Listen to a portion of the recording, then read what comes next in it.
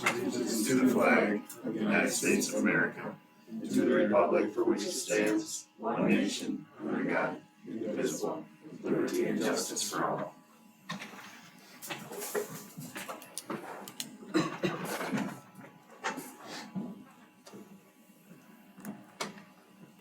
All right, approved minutes from May 26th, 2026, regular city council meeting. I move we approve. I'll second. Any discussion, you two? All in favor, aye? Aye. Same sign, motion carries.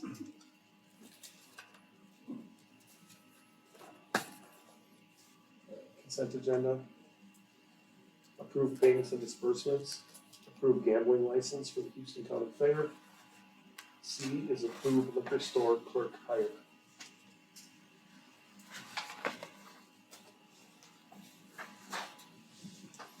Move to approve consent agenda. I'll second that. John, Dave, you okay? Good. All in favor, aye? Aye. Both same sign, motion carries. Public comment? Alright, we're good. Jake? One man band tonight, looks like. Yep, I will. Casey left me a one-word update. We talked about this afternoon at his pool. That's where he's been. The week before that, I know the week before the pool opened, they were a lot of time up there, a lot of just odds and ends, cleaning up, getting things running. We had to replace a good amount of furniture. We replaced a handful of umbrellas up there, the mirrors in the bathrooms, a handful of other things that just probably should have been done at the end of the season last summer, but didn't have anything in the budget. So made those improvements, but we still have a few more to go. It's been very busy from what I understand, and off to a strong start, but I know some schedule modifications that we've been talking about and some other stuff that's been out there. So we plan to really nail that down very soon, but then we got a lot of guards this year and a few that are still working in the WSI. So our plan is to have a swim lesson sign up, ideally in about 2 weeks here, and then get that ready for as many sessions as we can in July and August. And then with the late fair this year, I'm going to lobby for keeping it open as late as possible. And then we have been approached about a clarification on our last thing. It's not a dog adoption event that the La Crescent Animal Rescue wants to do. It's more of like a dog fun day, basically, where you pay an admission and bring your dog up there. So something we'll have to talk about a little bit.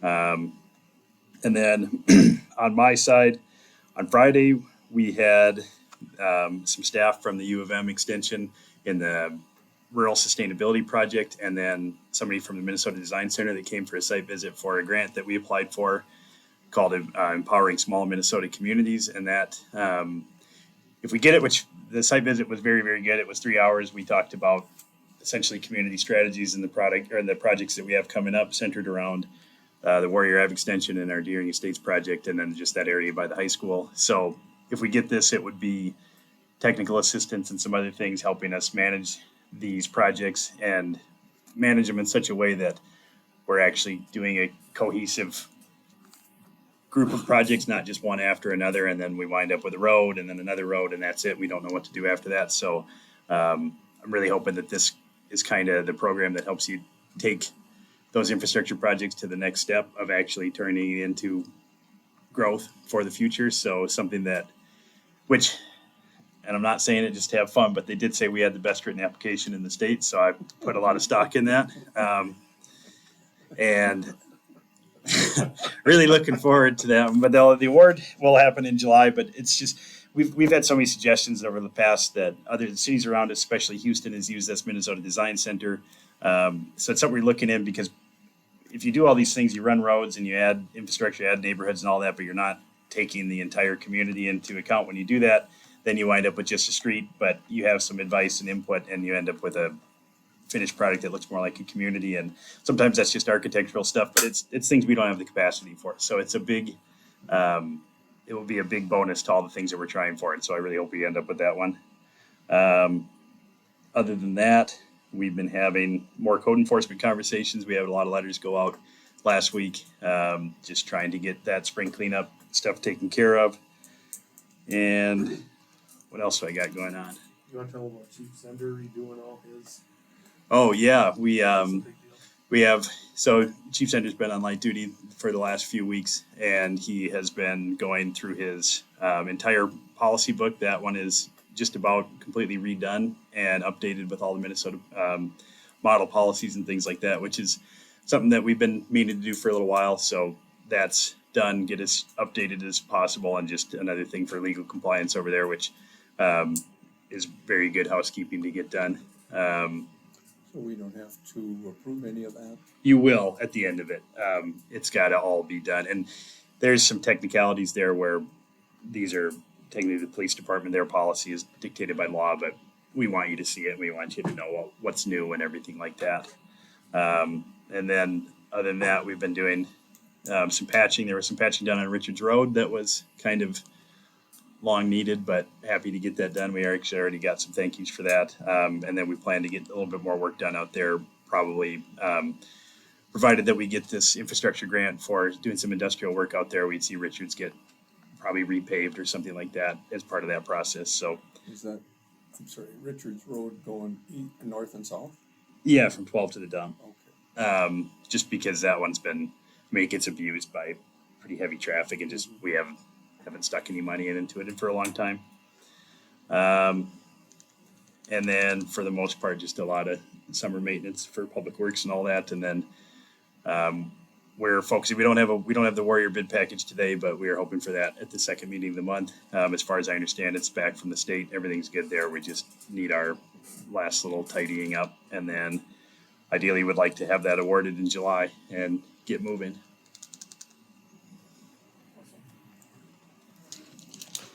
And we got any for Jake? Good. Alright, we're gonna do old business first. And all we have is other downtown parking strike. Okay. So you got a staff report talking or addressing the downtown parking, and this might not be exactly what you were expected to see. So I want to explain that this is our going through the engineer, getting the entire downtown profile done, and actually have it done by an engineer so we can maximize these parking spaces, but then also update our actual striping diagrams so we have something to give to the contractor when they do it. I realize this is not exactly what you're looking for with your motion at the last meeting, so kind of wanted to bring this to you to show you that we'd like to do something in the now timeframe, and then this is what we would like to budget for next year to make sure that we get all this completely up to snuff. But then just want to clarify that I think mostly what the council was looking for was a solution this year, and then getting everything else done completely in the following years. And I don't know if I want to use the word test or trial or study, or if that's how you see it, but I think I'll just take questions for right now. We'll see where that discussion goes. What'd the quote come in at? For the striping, sorry, I do not have the engineer's estimate yet. Okay, I thought they were gonna get a quote from that Sir Lines a line. That was the verbal quote, was around 20. That's to do everything. Everything is like crosswalks and everything? I believe so. If, for the parking, you do tape, how long will that tape last you? It's difficult to remove it. The traffic tape is not going to last more than 2 years. So if we're going to go with the trial with our own equipment, it'd be most appropriate to just stripe it, because the only striping that we do ourselves right now is the crosswalks, just the lines. And so we've discussed it earlier, but we can do that with our own equipment downtown. We just cannot touch Main Street because we don't have the epoxy paint. That would be the sticking point. But that still gets you a lot of lines downtown spaced 20 feet apart. And I think that's more, Tape Main Street? probably not, but I can find out. Could we get the county to do Main Street? Yes, but we'd most likely have to pay. But that's something that we need to talk to Brian Polkazinski more about that. We just That'd be a question for him, I guess. But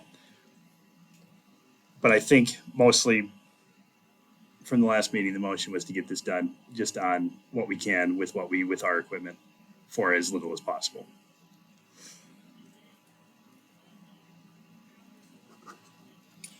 You know, we still got 3 streets we can do ourselves. Yep. Right? How many blocks we talking? 4. 2 on Kingston, Or, yeah, 6 really. So 2 on Grove, and then 1 on Marshall. yeah, we could do 2 on Marshall, I think. Or 1 on I Marshall. thought Pine Street, excuse me, I'm sorry, I thought Pine Street was also, can Pine Street be done too? I thought that was usually discussed. We didn't have that in the motion. You did, okay. No, it was Yeah, just a it's downtown mostly- core for the most part. Mostly driveways anyway, so. And I feel like Grove Street, when you go past, get to like, by Todd's there, how many parking spots are Yeah, it'd be just on the north side. But yeah, north side of Marshall could, cause that gets pretty filled up from like, Mexican restaurant parking Yep, and stuff, so, yep.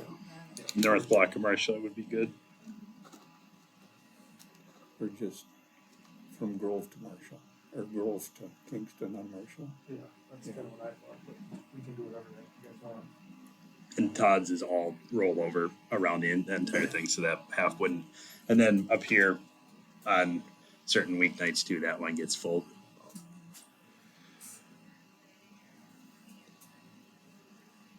I just didn't know we had to hire an engineer to do all this. Yeah, this was taking it the entire all the way to make sure that basically to demonstrate that when you do it, when you budget for it, that we'd like to do the entire striping diagram, but that doesn't mean we need that for this year. So you still think we can get some of it done, just not Main Street? Yeah, well, Main Street just is a conversation. There's a, not gonna say a good chance, but I mean, we have a great working relationship with Houston County Highway, so I think that no matter what, we talk to them, we'll work something out. Well, and if they're already, if that's what they use anyway already, do they do it themselves or do they hire it out? I think they hire it out too. Cause they got, Spring Road, that's highway too, Main Street, Spring Road. yes. How did they get theirs done? Well, theirs, I don't know. I am willing to bet that it's epoxy paint, but it was probably done as part of that project. Or rather redone as part of that project, but I don't know for a fact. But the simple nature of it is that we own these streets, we can do it. You'll talk to Ogazinski. Yep. I will, I'll just coordinate this going forward and we will take care of it. Are we good on that? So you'll bring it back to us? I don't believe there's any reason, I mean, unless we run into unless I find out that this paint you can only buy one place and you need gold ingots to do it, but I don't think we'll need to come back for anything. It'll be staff time and ideally material that's on hand, because I completely understand nobody's looking for something permanent right now to be done magically. So we'll work with what we got. We'll get you something that'll work, that'll carry us until next summer, and then ideally we have the budget for it and we'll do it all the way. It seems to me Main Street is a high priority. Basis in there, Yeah, Bakery, City Hall. Main Street is the one that we hear about at key points throughout the year, just about wanting that to be controlled a little bit better. So are you still talking about doing temporary tape, or you're not, you're just gonna do paint?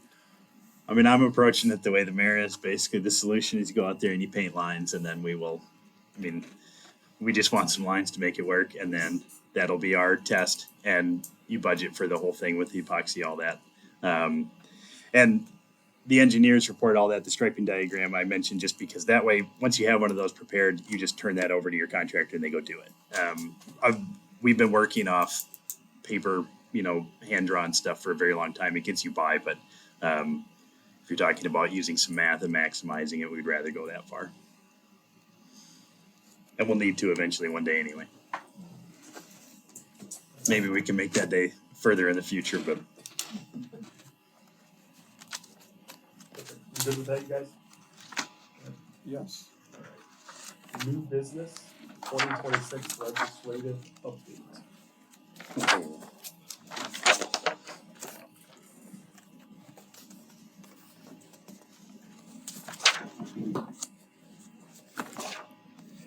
okay.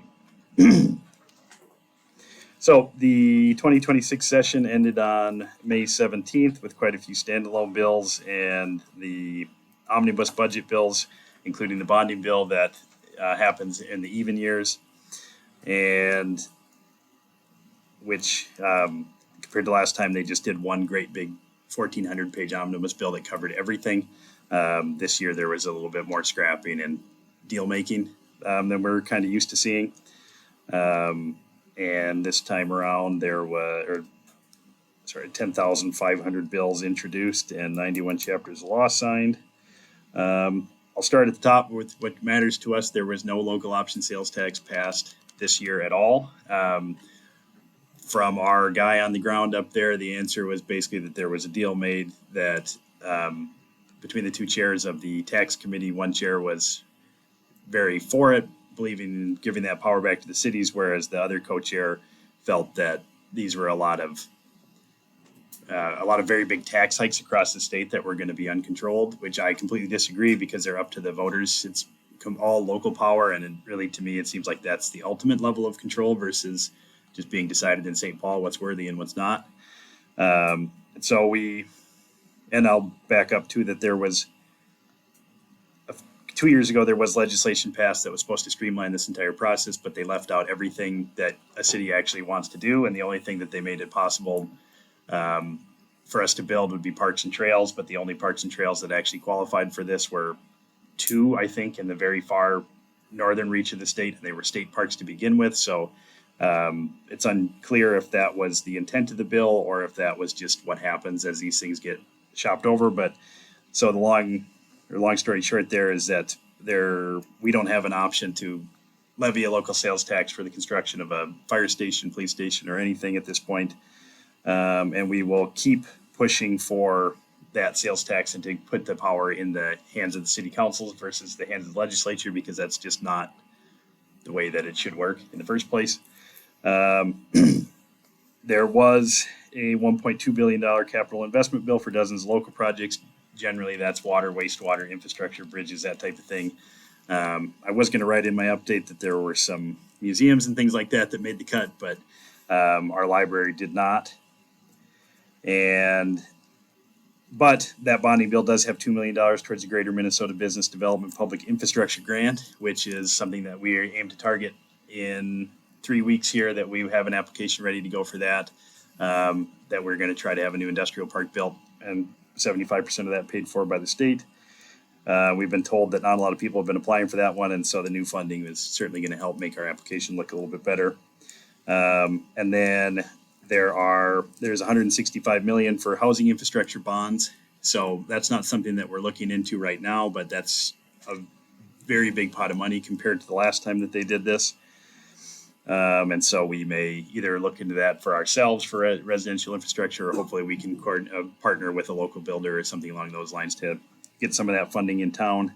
And then another note on that ESMNC grant that I talked about earlier, we included a focus on what's called the Emerging Developer Program, which is something that would bring mostly loans, but also some grants for somebody that wants to start running infrastructure and building homes on like the 20 to 30 unit scale.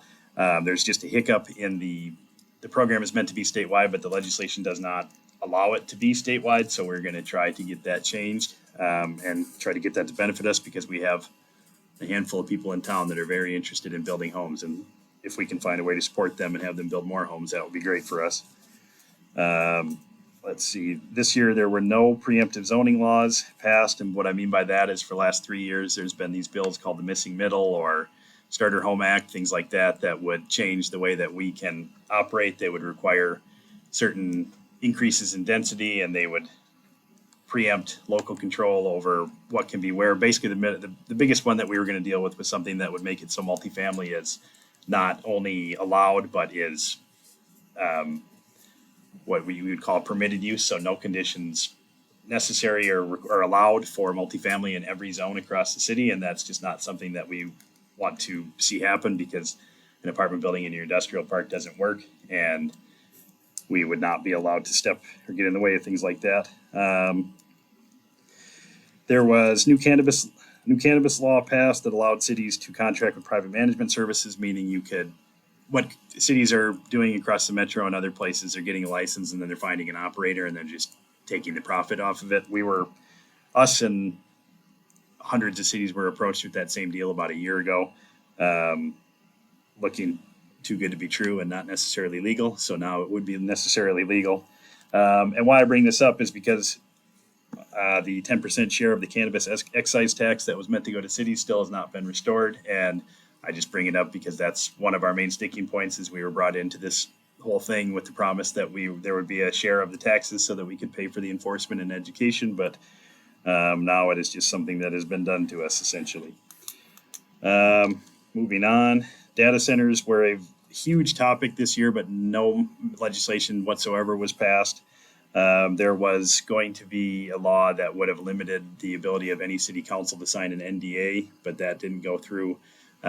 This Thursday, I'm going to Lewiston for this. I already went for one called Data Center 101. There's a follow-up with some nonprofits from the area. That's a pretty lengthy session about data center ins and outs, and especially those NDAs and what cities are signing. And I'm kind of out of my depth on a lot of that, so I'm hoping to learn a little bit more because from what I understand, these things kind of happen really fast, and we're seeing the effects on other cities already. It's not something that we really want to get into by any means, but it's something I want to understand.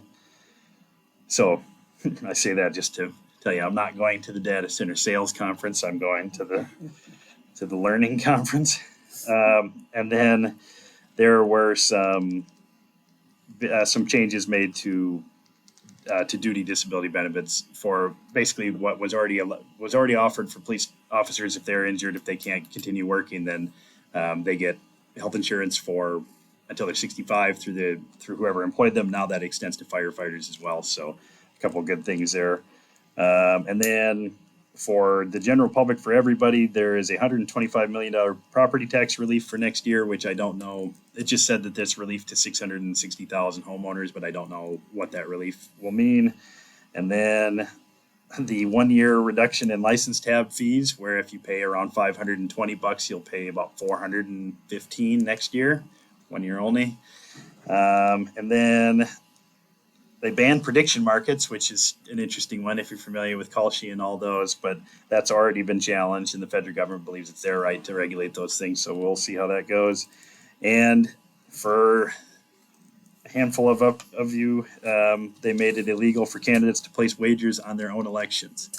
So don't think you're going to make any money this November. And yeah, well, you can use, yeah, well, I don't remember the other one, but and we will continue to work with our advocate organizations, the Coalition of Greater Minnesota Cities, Southeastern Minnesota League, and the League of Minnesota Cities to keep a very close eye on this. I've been volunteering the last couple of years on with the Southeast League and the League, especially on when they do their legislative priorities, they have meetings with as many cities that are willing to participate, and it's very helpful to see this start to finish. Basically, you get a good clue as what's going to happen in the legislature that session, and just helps me be more informed and to understand kind of how these things work, which I've gotten a much closer look at the last 2 years, I would say, than ever before. So it's fun, it's interesting, and sometimes they do something that helps us. Thank you. And there will be in July, the league is doing a more in-depth meeting, and we'll have they do like a book on every one. They do a write-up on every law that was passed, and that's where I get my really good information from. That just comes in July. Can we just jump down and do overtime reports quick? Yep, that's how I have it written. Is that okay? Overtime reports pay period May 11th through the 24th. I was curious why PD had 33 extra hours. I'm just wondering if that had anything to do with Officer Zender working on his book. No, I don't think so. I have extra shifts for Officer Davis, Officer Rasmussen, and Officer Pearson, and I think most of that has to do with the FTO for Officer Braun, as in training her. But no, we did not. Chief Zender did not lose any time. I just thought that sounded a little excessive, but I haven't been tracking it, so I'm not sure if it is or not. But We are Officer Braun will be off FTO. She'll be driving by herself by the end of the month. So we'll see a reduction. Yeah, she's driving by herself. She's being shadowed. Okay. So but she'll be alone starting July. Good with that? Mm-hmm. Utility trailer purchase. So this one is for the sewer department. They haul a lot of hoses and a lot of pumps, and they use a F-350 with a service box on it. So they've got about 3x8 bed, basically, that is already full of other stuff. And we're talking with Casey this afternoon, and he informed me that Public Works only owns one trailer, and it's usually got a mini excavator or a ditch witch sitting on it. It's the 22-foot that belongs to the light department. So and he also informed me that we've been using a Public Works employee's trailer for the last 7 years whenever we needed another trailer. So And that's pretty well rusted out. it sounds. yeah, I think you got some education on that, didn't you? I did. So the main thing, I mean, the hoses that they have to haul around, they use it for pumping everywhere. They're long, they're dirty, and they need something to move these around.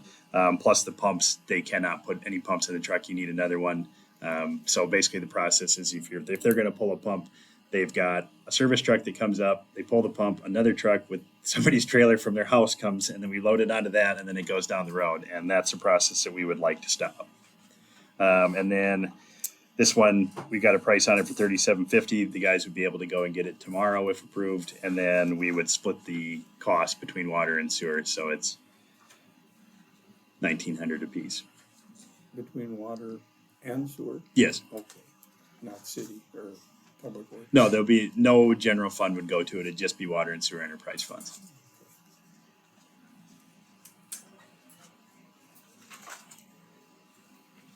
So the 3750 quote is for this loaded trail model. So Yes.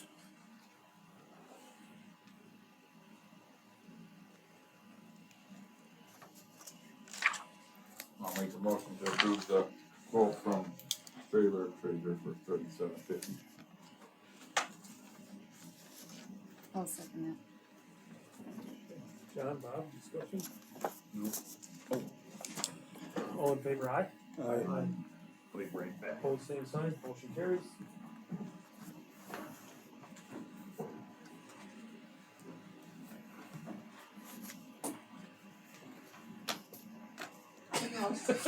We got to throw everybody out You now. guys will eventually hear what's going Yes. on, Yes. and is it something to be concerned about? No. It says threatening. Is that dramatic? It's cross the T's and dot I's the Okay. correct way. So, Alright. I guess this means only for the cool kids. yeah, cool about that. Thank you. See you guys. Thank you. Good night. Yeah. Good night. Okay.